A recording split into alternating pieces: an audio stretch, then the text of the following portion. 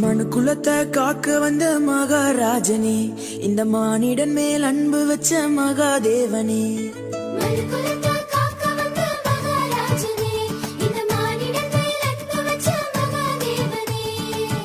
எந்தன் பாவங்களை போக்க வந்தவரே, எங்களை ரட்சித்து மீட்க வந்தீரே.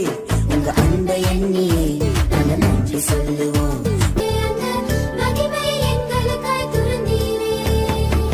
மாட்டு தொழுவத்துல பிறந்தீரே, எங்க மனசுல குடியேற வந்தீரே.